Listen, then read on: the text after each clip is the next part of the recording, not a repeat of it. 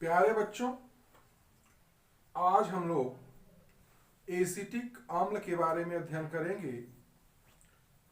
आपके सिलेबस में एसिटिक अम्ल के गुण एवं उपयोग हैं। प्यारे बच्चों, एसिटिक अम्ल का जो सूत्र होता है वह है CH3COOH। इस CH3COOH में ये बच्चों जो COOH समूह है इसे कार्बोक्सिलिक समूह कहते हैं। क्या कहते हैं? कार्बोक्सिलिक समूह कहते हैं। ये बच्चों जो एसिटिक अम्ल है, यह इसका जो IUPAC नाम है वह एथेनोइक अम्ल। जैसे कि हम लोग नामकरण में पढ़े थे कि जो COOH ग्रुप होता है इसको कार्बोक्सिलिक समूह कहते हैं, और इसका जो अनुलग्न होता है वह ओइक अम्ल होता है। तो चूंकि इसमें दो कार्बन हैं तो दो कार्बन के संगत जो अल्केन होगा वो क्या होगा? एथेन। और उसमें ओइक अम्ल जोड़ देंगे तो क्या नाम हो जाएगा? एथेनोइक अम्ल हो जाएगा। बात समझ गए? तो एथेनोइक अम्ल ये कार्बोक्सिलिक ग्रुप का एक अम्ल है। अब प्यारे बच्चों, इसके भौतिक गुण क्या है, इसके फिजिकल प्रॉपर्टीज क्या है? ये जो एसिटिक अम्ल होता है रंगहीन होता है, इसमें सिरके जैसी तीक्ष्ण गंध पाई जाती है, ये संक्षारक द्रव है। प्यारे बच्चों, आप सभी ने सिरका तो खाया होगा जो गन्ने के रस से बनता है। तो जो सिरका है उसकी जो गंध होती है एक विशेष प्रकार की, वह इस एसिटिक अम्ल के कारण ही होती है। तो एसिटिक अम्ल की गंध कैसी हो गई? सिरके जैसी तीक्ष्ण गंध युक्त होती है। और संक्षारक द्रव है। संक्षारक का मतलब क्या होता है कि जैसे ये अगर किसी धातु के ऊपर पड़ जाए तो यह उसका क्षरण करने लगता है, यानी उसमें रस्टिंग जंग लगने लगता है, तो उसको ये संक्षारित करने का कार्य करता है। तो यह एक संक्षारक द्रव है। जो ये एसिटिक अम्ल है यह जल, अल्कोहल व ईथर में विलेय है, यानी यह जल में भी घुलनशील है, अल्कोहल में घुलनशील है, ईथर में भी घुलनशील है। इसका जो क्वथनांक होता है 118 डिग्री सेल्सियस, यानी 118 डिग्री सेल्सियस पर यह उबलने लगता है, तथा इसका जो हिमांक है वह 16.7 डिग्री सेल्सियस है, यानी 16.7 डिग्री सेल्सियस पर यह जम जाता है और बर्फ की तरह दिखता है। तो बर्फ की तरह दिखने के कारण बच्चों इसे हम लोग ग्लेशियल एसिटिक अम्ल कहते हैं। तो यह बर्फ की तरह दिखने लगता है, इसलिए अब उसे हम लोग क्या कहेंगे? ग्लेशियल एसिटिक अम्ल कहेंगे। ग्लेशियर का मतलब ग्लेशियर से है बच्चों, और ग्लेशियर किसका? बर्फ, ठोस। तो इसके इसका नाम क्या पड़ गया? ग्लेशियल एसिटिक अम्ल। किसे? जो बर्फ की तरह ठोस अवस्था में दिखेगा, यानी 16.7 डिग्री सेल्सियस पर। अब प्यारे बच्चों, इसके हम लोग रासायनिक गुणों की बात करेंगे। चूंकि ये कार्बोक्सिलिक अम्ल इसमें है, COOH है, तो यह अम्लीय प्रकृति या अम्लीय गुण प्रदर्शित करता है। अगर कोई यौगिक अम्लीय गुण प्रदर्शित करता है तो कैसे सिद्ध होगा? यह यौगिक यानी एसिटिक अम्ल क्षार के साथ क्रिया करके लवण तथा जल बनाता है। क्या बनाता है? लवण तथा जल बनाता है। ये बच्चों एसिटिक अम्ल CH3COOH है, यह अम्ल है, और ये अमोनियम हाइड्रोक्साइड NH4OH है। जब इसकी क्रिया होती है तब ये बनता है CH3COONH4। ये जो यौगिक है इसे अमोनियम एसीटेट कहेंगे, और अमोनियम एसीटेट एक लवण है। उसी तरह से प्यारे बच्चों, यहां पर आप देख रहे हैं कि एसिटिक अम्ल CH3COOH जब सोडियम हाइड्रोक्साइड जो एक प्रबल क्षार है उसके साथ क्रिया करता है तब CH3COONA+ H2O बनाता है। ये CH3COONA सोडियम एसीटेट है और सोडियम एसीटेट भी एक लवण है। तो प्यारे बच्चों, ये जो प्रक्रिया है यह एक तरह से उदासीनीकरण की प्रक्रिया है। क्या है बच्चों?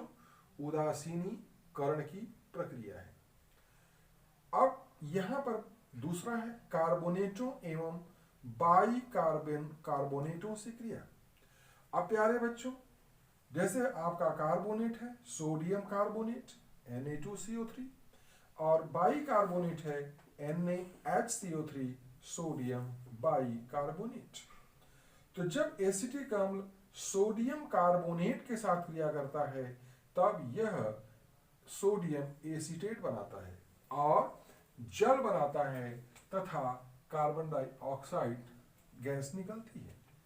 अब यहां पर आप देख रहे हैं कि सोडियम एसीटेट के साथ जल भी बन रहा है और कार्बन डाइऑक्साइड भी निकल रही है।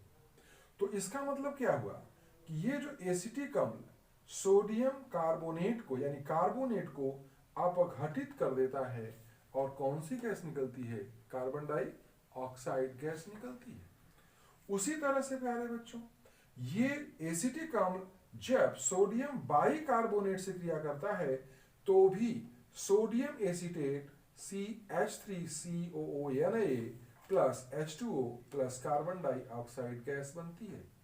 अब इन अभिक्रियाओं को देखने से क्या लगता है कि जब बच्चों एसिटिक अम्ल कार्बोनेटों या बाई कार्बोनेटों से क्रिया करती है तो ये कार्बोनेट या बाई कार्बोनेट अपघटित होकर के कौन सी गैस देते हैं? कार्बन डाइऑक्साइड गैस देते हैं।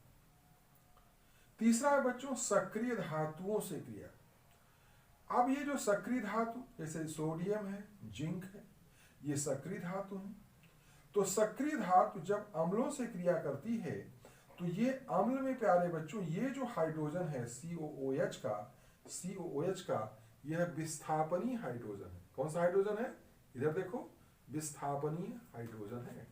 तो ये धातु क्या करेंगे? इस विस्थापनीय हाइड्रोजन को हटा देते हैं, विस्थापित कर देते हैं। तो अब ये हाइड्रोजन गैस के रूप में बाहर निकलता है। तो जब बच्चों सोडियम के साथ क्रिया होगी तो सोडियम एसीटेट लवण बनेगा, हाइड्रोजन गैस निकलेगी।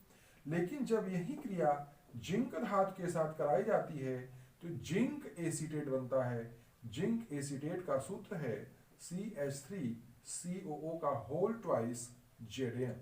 यह एक लवण है, चाहे सोडियम एसीटेट हो चाहे जिंक एसीटेट हो, ये लवण है और हाइड्रोजन गैस निकलती है। तो इससे क्या सिद्ध हुआ कि सक्रिय धातुओं से जब क्रिया होती है तो लवण बनते हैं संगत और हाइड्रोजन गैस निर्मुक्त होती है। प्यारे बच्चों, नेक्स्ट है अल्कोहल से क्रिया। ध्यान दीजिए, यहां पर प्यारे बच्चों जब एसिटिक अम्ल की अल्कोहल के साथ क्रिया होती है तो एस्टर बनता है। क्या बनता है? एस्टर। ये एथिल एसीटेट है, ये एस्टर बनता है। तो एस्टर बनने की क्रिया को क्या कहेंगे? एस्टरीकरण कहेंगे। क्या कहेंगे? एस्टरीकरण। तब इसको भाषा में कैसे लिखेंगे कि जब एसिटिक अम्ल एथिल अल्कोहल के साथ किसी निर्जलीकारक जैसे H2SO4 की उपस्थिति में क्रिया करता है तब एथिल एसीटेट यानी एस्टर बनता है। एथिल एसीटेट का सूत्र है CH3COOC2H5 और जल बनता है। तो ये जो प्रक्रिया है एथिल एसीटेट बनने की, एस्टर बनने की, इसे हम लोग क्या कहेंगे? एस्टरीकरण। लेकिन एस्टरीकरण होने के लिए निर्जलीकारक आवश्यक है। निर्जलीकारक की उपस्थिति में ही एस्टरीकरण की प्रक्रिया होती है। अब प्यारे बच्चों अगला है PCl5 यानी फास्फोरस पेंटाक्लोराइड से क्रिया। तो जब एसिटिक अम्ल CH3COOH की क्रिया PCl5 फास्फोरस पेंटाक्लोराइड के साथ कराई जाती है तब एसिटिल क्लोराइड बनता है। CH3COCl को एसिटिल क्लोराइड कहते हैं और POCl3 बनता है, इसे फास्फोरस ऑक्सी ट्राई क्लोराइड कहते हैं और HCl हाइड्रोक्लोरिक अम्ल बनता है। तो एसिटिक अम्ल की क्रिया फास्फोरस पेंटाक्लोराइड के साथ कराने पर एसिटिल क्लोराइड बनती है, फास्फोरस ऑक्सीट्राइक्लोराइड बनती है और HCl गैस निकल जाती है। इसके बाद है बच्चों निर्जलीकरण। निर्जलीकरण का मतलब क्या होता है? जल के अणुओं का बाहर निकलना। तो यहां पर आप देख रहे हो ये एसिटिक अम्ल का एक अणु है और ये एसिटिक अम्ल के दो अणु हैं। तो ये एसिटिक अम्ल के दो अणु हैं। तो जब इन्हें किसी निर्जली कारक की उपस्थिति में गर्म करते हैं, देखो यहां ये फास्फोरस पेंटॉक्साइड एक निर्जली कारक का कार्य करता है। तो यहां से OH और H यानी जल का अणु निकल जाता है। अब जब जल का अणु निकलेगा तो बचेगा क्या? CH3CO बचेगा और यहां बचेगा CH3COO। अब यानी इस O से ये CH3CO जुड़ गया और इधर CH3CO जुड़ गया। तो ये जो यौगिक बना इसे कहेंगे एसिटिक एनहाइड्राइड और जल का अणु बाहर निकल गया। तो एसिटिक एनहाइड्राइड जब बनता है तो इस प्रक्रिया को क्या कहेंगे? निर्जलीकरण, क्योंकि इसमें जल के अणु बाहर निकलता है। प्यारे बच्चों, इसको एनहाइड्राइड क्यों कहते हैं? क्योंकि इसमें से जब जल का अणु निकल जाता है तो यह एनहाइड्राइड कहलाता है। क्या कहलाता है? एनहाइड्राइड कहलाता है। इसके बाद सातवां है बच्चों स्मिट अभिक्रिया। स्मिट अभिक्रिया क्या है?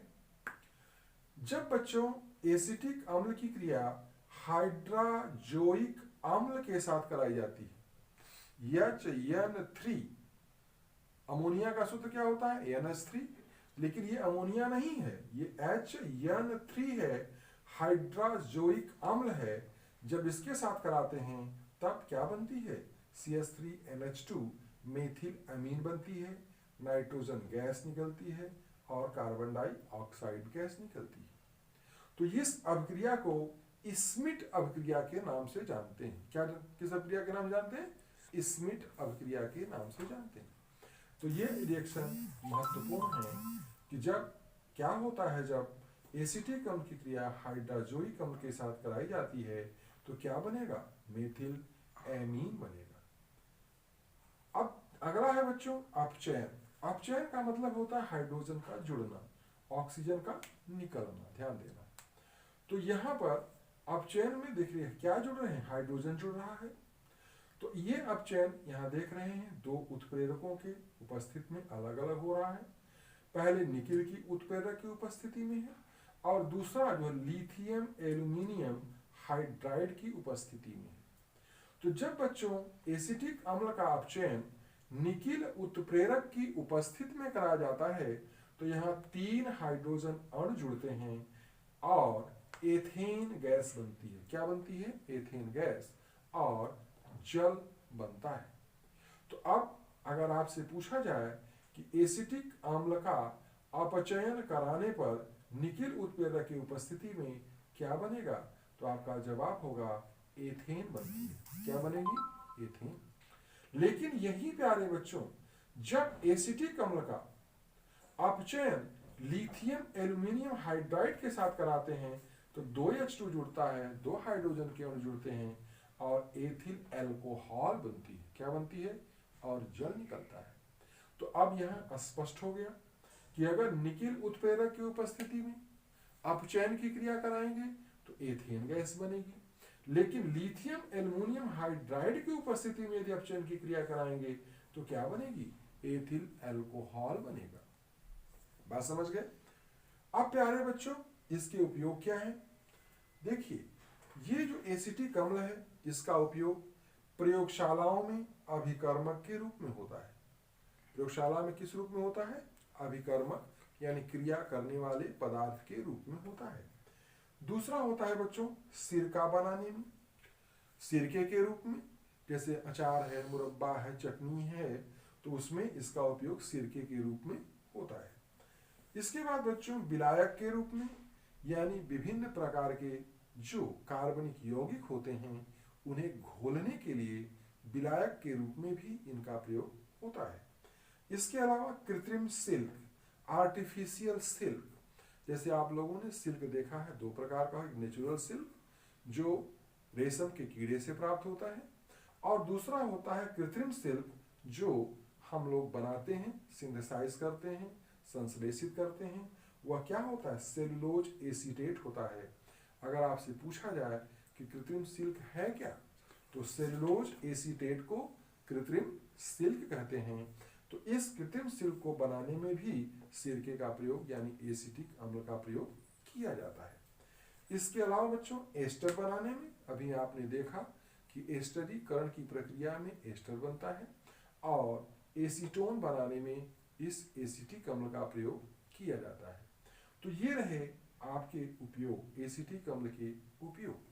तो प्यारे बच्चों, एसिटिक अम्ल क्या है, इसका सूत्र क्या है, इसका IUPAC नाम क्या है, इसके भौतिक गुण क्या हैं, ग्लेशियल एसिटिक अम्ल कब बनता है, और इसके रासायनिक गुण जैसे अम्लीय प्रकृति क्या है, कार्बोनेटों और बाइकार्बोनेटों को कैसे अपघटित करता है, सक्रिय धातुओं से क्रिया कैसे करता है, अल्कोहल से क्रिया करता है कैसे, स्टरीकरण की क्रिया क्या होती है, PCl5 से क्रिया कैसे करता है, निर्जलीकरण की क्रिया में एसिटिक एनहाइड्राइड कैसे बनाता है, स्मिट अपक्रिया और अपचयन अपक्रियाओं के साथ हम लोगों ने इसके उपयोग के बारे में अध्ययन किया।